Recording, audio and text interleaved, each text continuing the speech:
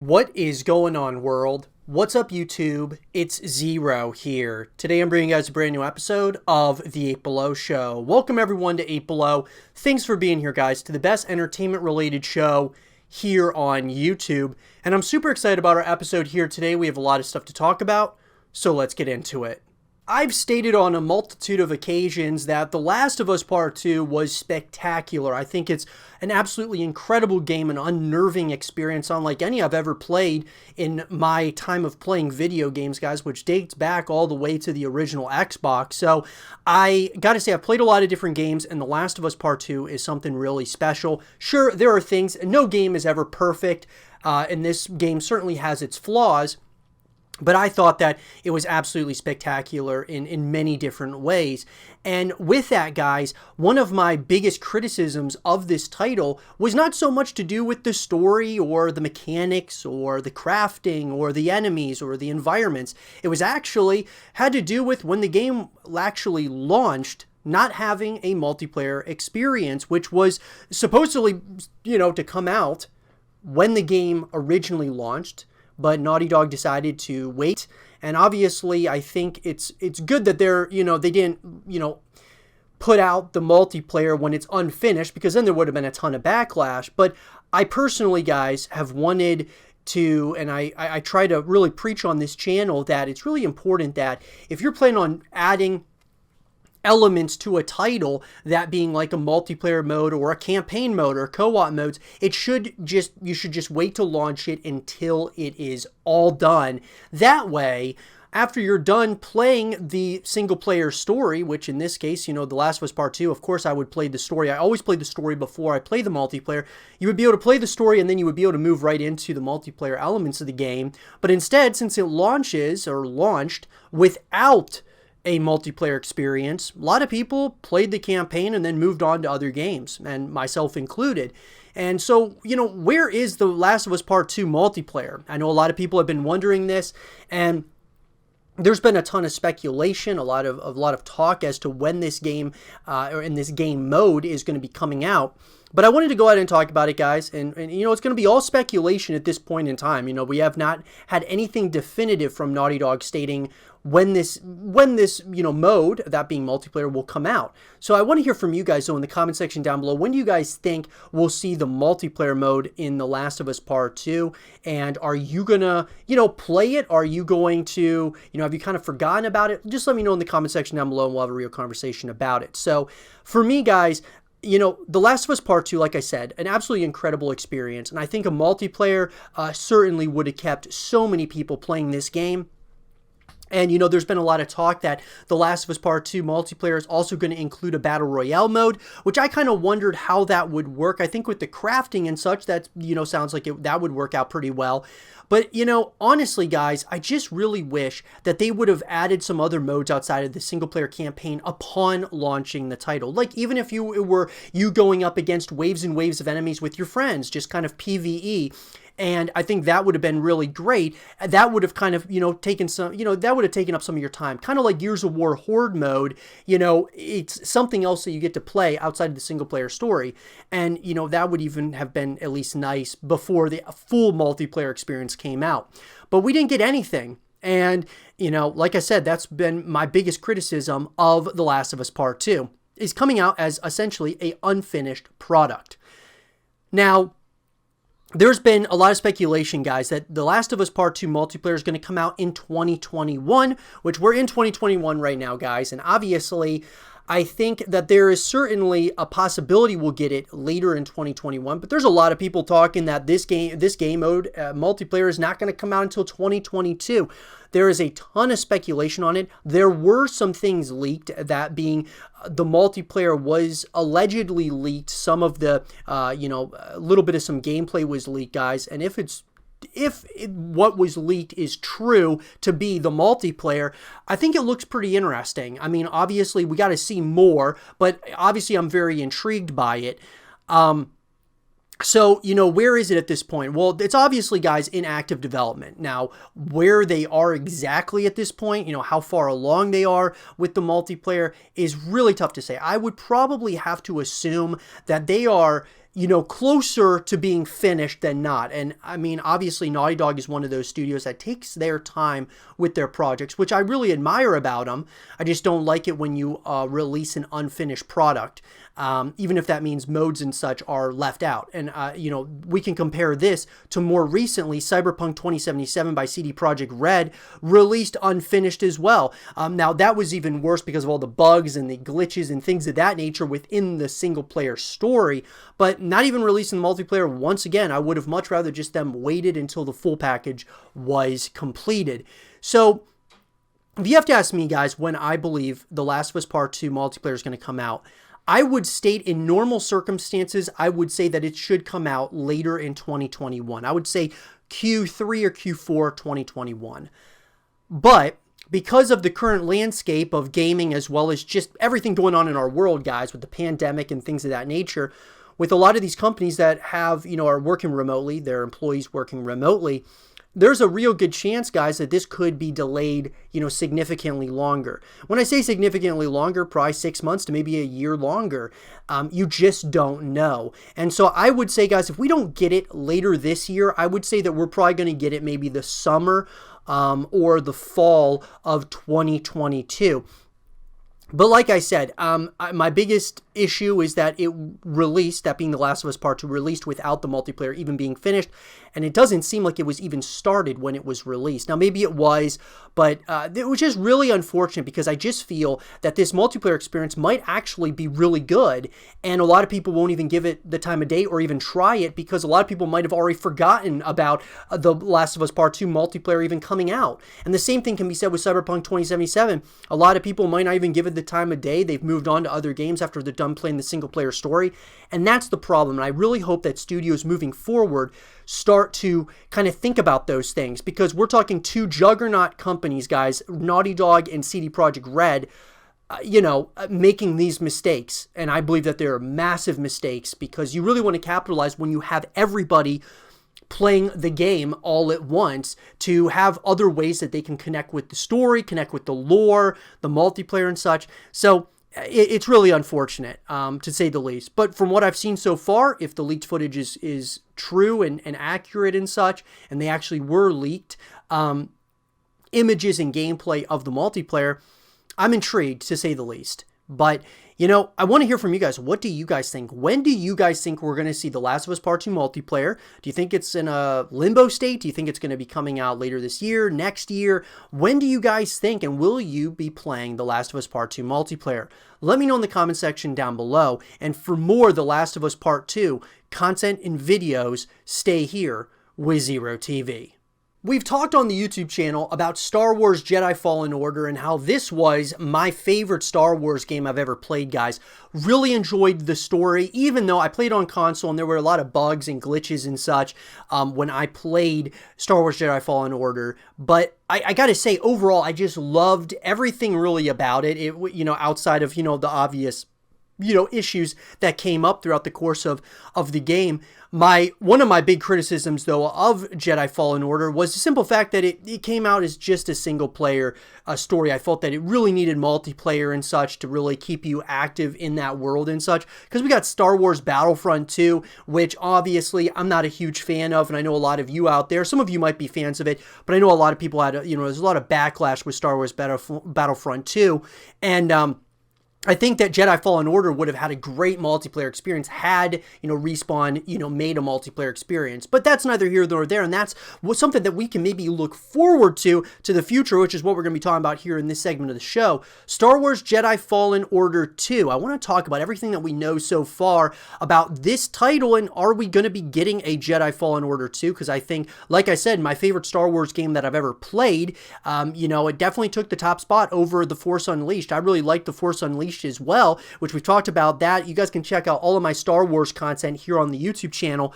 But, Jedi Fallen Order 2, I would definitely want that before any other Star Wars game to come out, before Battlefront 3, before The Force Unleashed 3, before any of those titles. I would like to see Jedi Fallen Order 2. So with that, are we going to get it? I would love to hear your guys' thoughts in the comment section down below, and we can have a real conversation about it. Let's talk about everything that we know. So in an article, guys, that's coming to us from Just Lunning of Inverse, EA, during an EA earnings call, that took place far, far away, CEO Andrew Wilson referred to the lauded Jedi Fallen Order as the start of a franchise, suggesting follow-ups such as Jedi Fallen Order 2 and the others are in development. Although that was the first official confirmation, details about the sequel allegedly began leaking in February of 2020. So, is Jedi Fallen Order 2 confirmed? Almost. The earnings call stated that Jedi Fallen Order was the start of a franchise, which implies numerous possibilities. Perhaps there's going to be a Battle Royale spinoff, like how Respawn Entertainment formed Apex Legends from Titanfall 2. Maybe we'll get Jedi Fallen Order Grogu Goes Yum, focusing on how difficult it was for young Grogu to find food without a Jedi Order in place. Despite these enchanting possibilities, Jedi Fallen Order 2 is the likely follow-up to the hit game. In February 2020, Kotaku reported that EA was currently developing Jedi Fallen Order 2, specifically naming the game. Jedi Fallen Order far surpassed EA's sales expectations, making a sequel an obvious next step for EA. So, look, I agree. I feel like this is all but confirmed at this point, Jedi Fallen Order 2. Now, a Battle Royale, look, guys, I love Battle Royale. I think that it's a great game mode. I don't play it a ton just because, I like playing, single player stories. I like to also play, different types of multiplayer modes.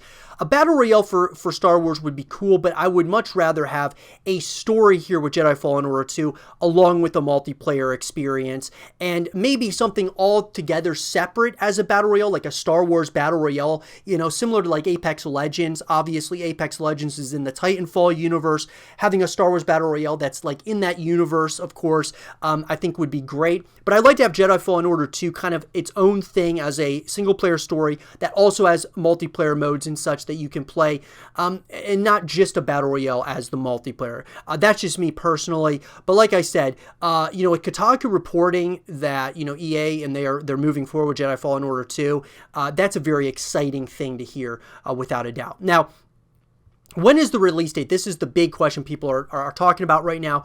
According to the February 2020 leak reported by the Star Wars fan blog, Bespin Bulletin, Jedi Fallen Order 2 is currently scheduled to launch in fall of 2022. No other source has corroborated the date, but nearly 3 years is a reasonable development time, especially considering how quickly Respawn Entertainment is capable of developing titles. The first Titanfall title was released in March 2014, and Titanfall 2 released just 2 years later in October 2016. Without any publicly known delays. So obviously, guys, this is going to be a different kind of situation, in my opinion, just because when this leak came out that in February 2020, that was before the pandemic really ended up, going into full swing. So my thought is sure, keep 2022 as that frame of reference, but at the same time, it very well may change. So you just got to think about that as well. Hopefully it stays, kind of on schedule coming out 2022. That would be awesome, which means that we probably would see something, probably at least a reveal trailer, maybe even some gameplay later this year.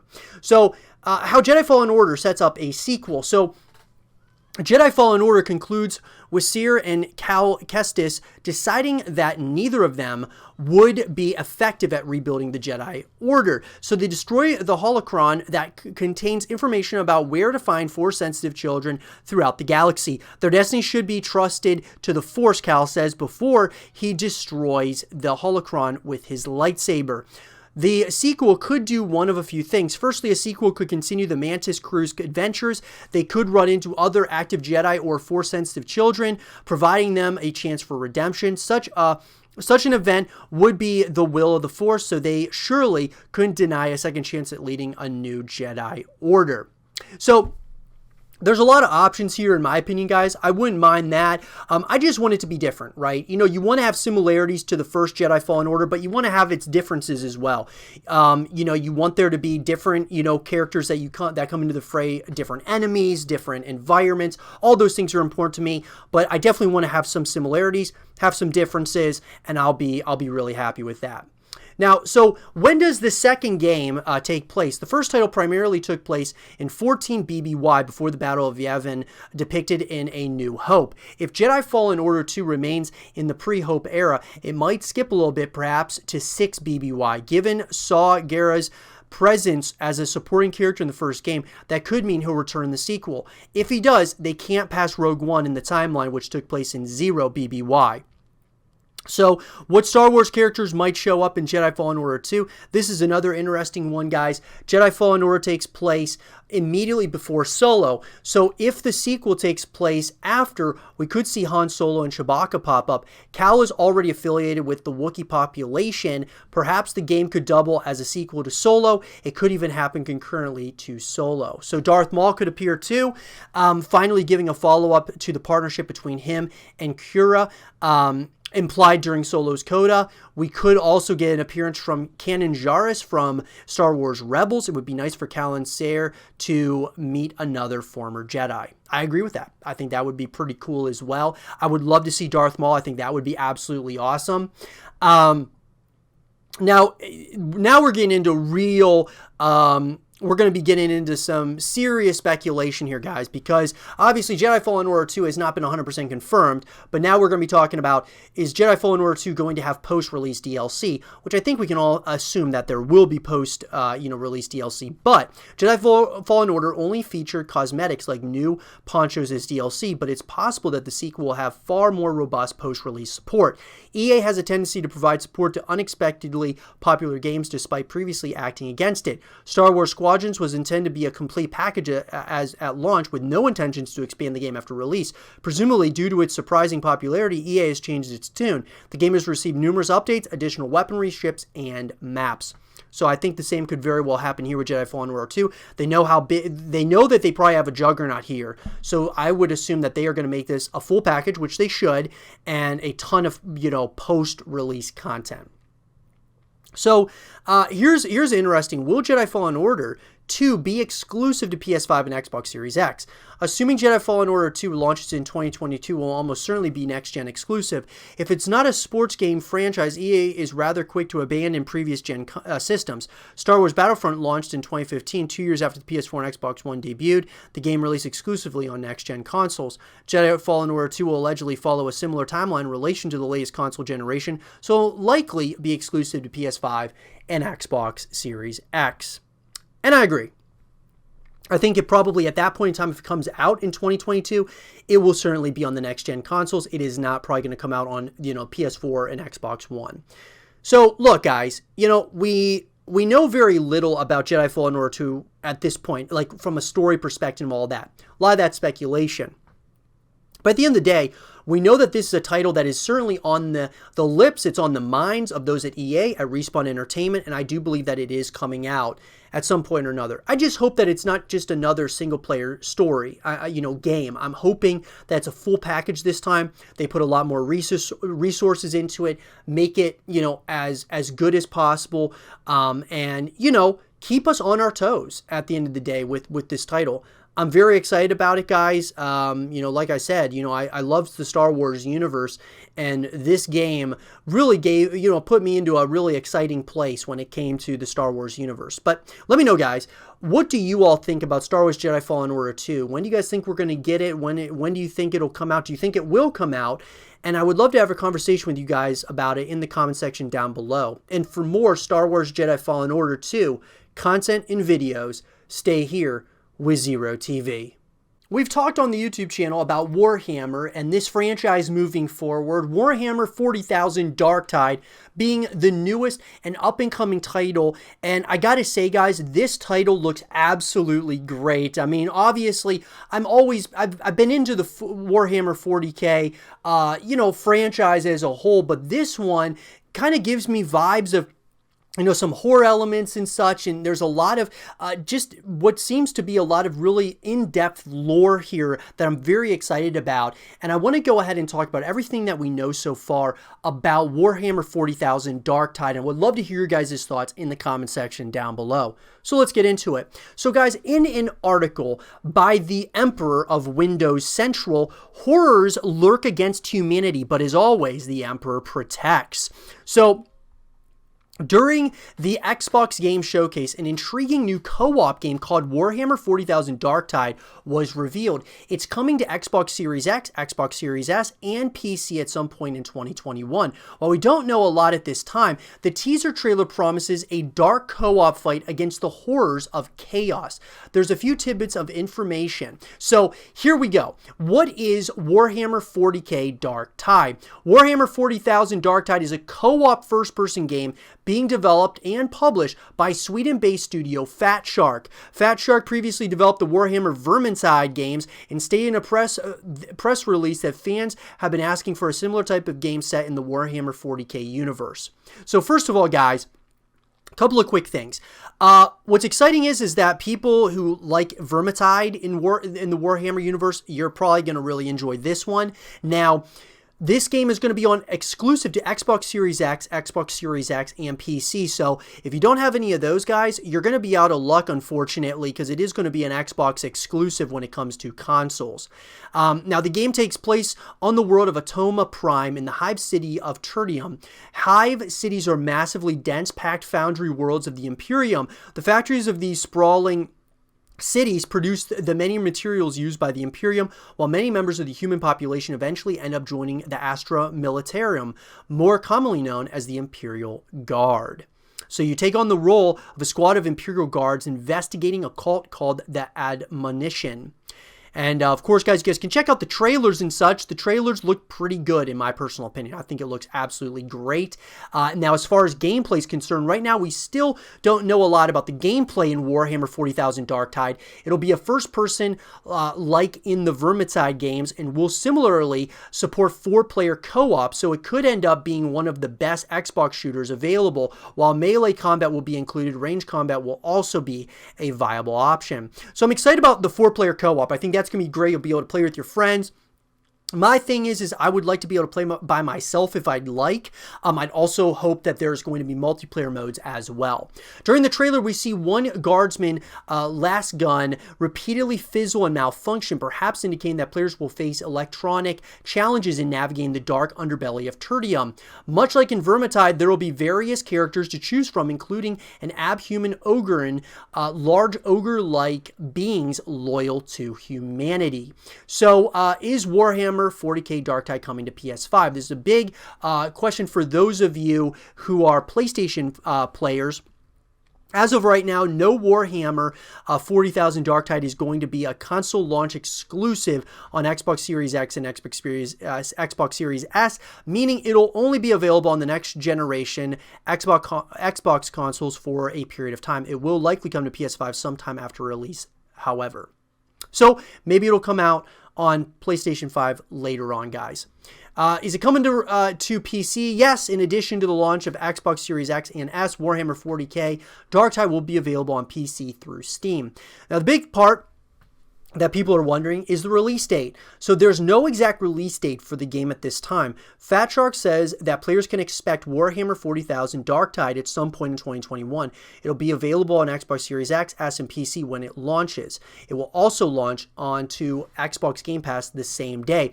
Now, what I'm going to say about that, guys, is, look, you got to take the 2021 release date with a pinch of salt because of the pandemic, everything going on in our world right now. We don't know if it's going to be able to stick to a specific release date in 2021. It may get, postponed because if all the, employees at Fat Shark are working remotely, they might not be able to get it done as quickly as they want to. So that is obviously going to be something that you're going to have to think about as well. But overall, guys, I'm very excited about this title. I really am. The thing that I love is that we know a number of things about Warhammer 40k Darktide, but there's still a lot of mystery there, and I think that's really important to recognize as well, that there is still mystery here. Like, they're not giving us the entire story, they're not giving away everything as of yet. We're just gonna have to find these things out as we go, and I'll be sure to give you guys more information as it comes out. Let me know, guys, are you guys excited about Warhammer 40,000 Darktide?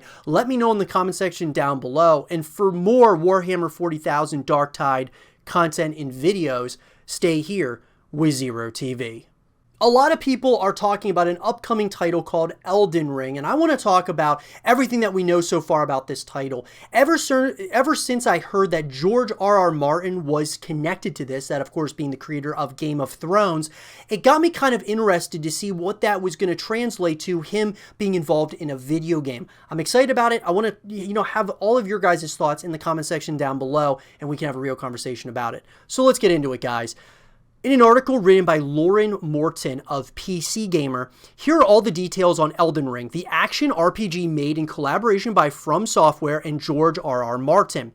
2020 was a long, hard year, and it was a quiet one for Elden Ring. After revealing it at E3 2019, From Software has gone quiet. Laboring away in secret on its next action RPG, we know Elden Ring is still coming, but we didn't get a new trailer or screenshot or snippet of concept art in all of 2020, and now that 2021 is here, we expect we'll still have months to wait before we even catch a glimpse of Elden Ring. So first of all, guys, that is a little bit of a concern for me. Usually, after a game gets announced, usually every year you'll at least see some concept art. You'll at least maybe get like a little, another teaser, maybe even some gameplay as you get closer and closer. And this is one of those titles that we got nothing in 2020, which was really unfortunate. So From Software has said little about how its typically compact world designs will translate to an open world, or whether Souls staples like online invasions and summoning will still be included. Hopefully those questions and many more are answered in 2021.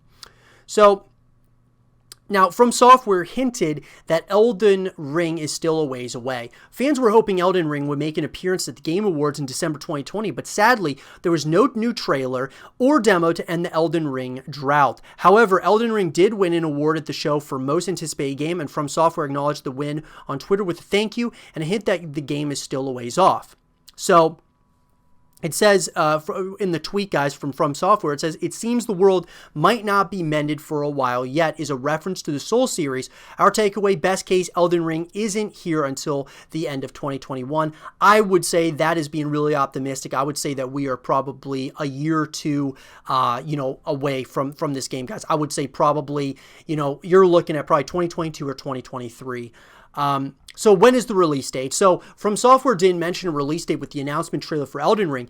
Given that From Software is collaborating with George R.R. Martin, we just hope that whatever curse is preventing him from finishing the Winds of Winter won't transfer its bad energy to Elden Ring. We'd like to play it before the end of time. And I agree 100% with that, guys, obviously. So as far as the, announcement trailer, I'm sure many of you have already checked it out. But if you haven't, I would definitely check it out. From Software checked in with Elden Ring fans in October. In reply to a tweet about Sekiro's October update, From Software thanked fans for their continued enthusiasm for Elden Ring. "We hope you look forward to it." Reads the tweet. Well, from I don't think you have to worry about that. It only took that one tweet for the news-hungry Elden Ring subreddit to flip out. Phil Spencer has played quite a bit of Elden Ring. When you're the boss of the entire console platform partner with Elden Ring, that apparently means you can play an early build. Xbox chief Phil Spencer did anyway, and he had a lot of nice things to say about it in an interview with GameSpot. I've seen actually quite a bit. I've played quite a bit as somebody who's played all of Miyazaki's games over at least the last decade. This is clearly the most ambitious game that he's done. I mean, I love his games, but seeing some of the gameplay mechanic stuff that he's tackling, he and the team are tackling this time. Seeing the setting, working with another creator in terms of story, I love it. I love seeing him challenging himself. He's a good friend of mine, expanding his horizons. I think it's a good thing. So that's exciting to hear from Phil Spencer. As far as the setting goes, guys, from what we know at this point in time, we don't have a name for wherever Elden Ring takes place yet, nor have we really seen any evidence of the environment from the E3 trailer. It does have some seriously Norse vibes, though, and given that they've called in the puppet master of Westeros to collaborate on the world's lore, we think it's safe to assume there will be a lot of grimdark Viking influences. Miyazaki has referenced castles when talking about Elden Ring's open world, so we may be in store for a medieval fantasy setting once again. So George R.R. Martin, he wrote the overarching mythos. After Elden Ring's announcement, Miyazaki explained a bit of how GRRM has and was involved in the project. When they got to work, Miyazaki began by explaining his overall vision to Martin, describing what sorts of themes, ideas, as well as many game-related aspects. This allowed us to have many free and creative conversations regarding the game, in which Mr. Martin later used as a base to write the overarching mythos for the game world itself. So that's exciting. I mean, you get George R. R. Martin on board, guys. It might be something pretty special. I don't know. I mean, at least the overarching mythos and such, might be really good. Not that George R. R. Martin is probably like super on board, like, at all times with this, the game as a whole, and he's fully hands-on because he's working on other projects, but still, it's very exciting that he's a part of this thing. So, Elden Ring is From Software's biggest title in terms of sheer volume. Miyazaki says that the world of Elden Ring will be ripe for exploration. He confirms that it will take place in an open world, which he refers to as a large open field to play in. While Dark Souls is relatively unrestricted in how it allows you to explore, it sounds like Elden Ring will be even more so. Despite being open world, Elden Ring is still a From-style game. Rather than villages bustling with NPCs that we may expect of a game like The Witcher 3, Elden Ring will stay away from a lively open world in favor of a grim one. Creating a new type of game is a big challenge for us, Miyazaki told IGN.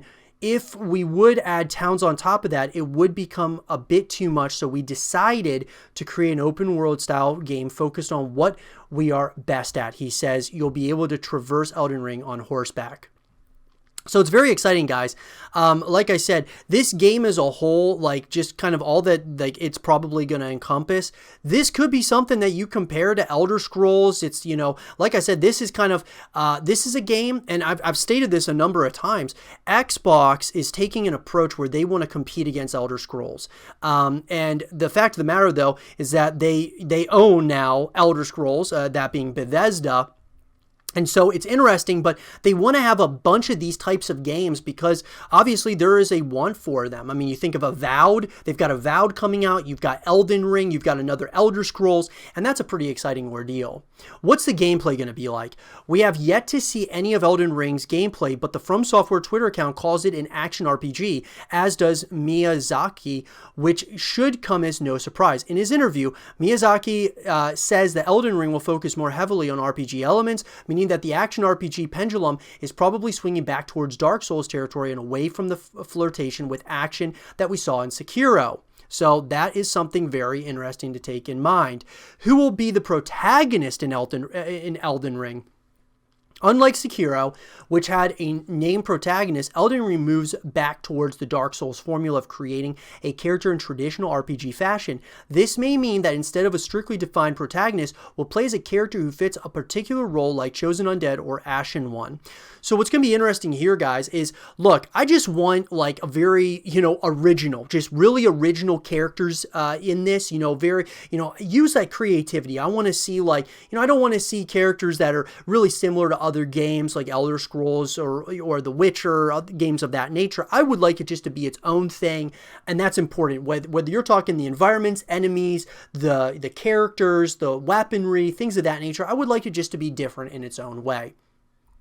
Will there be a poison swamp? From Software's track record suggests that there will definitely have to be a poisonous swamp. That hasn't been confirmed at all, but it won't stop us from trying to figure out where in Norse mythology Miyazaki might be able to squeeze in the Souls series' favorite locale. So the idea here is a lot of people are thinking that Elden Ring is kind of a part of the Dark Souls franchise in one way or another. Some people think that it's not at all. Some people think it is. It'll be interesting. It doesn't come as a huge surprise to hear that veteran From Software composer Yuka Kitamura is also working on Elden Ring. Kitamura was also involved in Sekiro and Dark Souls 3 as far as the composition is concerned, which is pretty awesome. George R. R. Martin got involved because Miyazaki is a huge fan. Now, while we don't know much about the mark that GRRM is going to leave on this new world, we do know even Miyazaki is excited by it. He calls himself a huge fan of Martin's work and has been known to recommend some of Martin's books to new employees. The actual collaboration itself begun with Mr. Martin ever so politely confirming what sorts of themes, ideas, as well as many game-related aspects I had envisioned for the game. Even I myself find it hard to contain my excitement from time to time time, we hope that everyone else is looking forward to the world we have created. And I'm excited about it as well. Now, there are fans that are inventing fake lore on Reddit to entertain themselves. Technically, this is just a bunch of things we don't know about Elden Ring, but we're just as hungry for information as you are. As spotted by Polygon, Redditors on the Elden Ring subreddit have been busy since the game's announcement, waiting for new information by just downright making up their own. An impressive, active, extremely meta group role-playing Reddit users have invented characters and bosses in areas that sound like they could absolutely be a part of a Viking-themed From Software game. And that's exciting, guys. That's just, this already is getting a pretty big fandom. A lot of people are getting very excited about Elden Ring. I'm one of those people. I'm excited about this title. I mean, I really am. From George R.R. Martin being a part of it to the history of From Software, I'm kind of hoping that Elden Ring isn't as hard as Dark Souls. Dark Souls is a very hard game for those of you who have never played Dark Souls.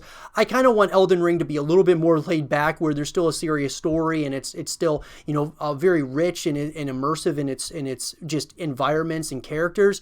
But I would just hope it's not as, difficult as Dark Souls. And the other thing about that, guys, is that, I really hope that this is a full package. I really hope that we get the full story and the full campaign, but I hope we also get multiplayer, like an Elden Ring online, similar to like Elder Scrolls, and we get co-op modes as well. That'd be absolutely awesome, but we can't confirm that. We can't deny it at this point because we just don't know yet.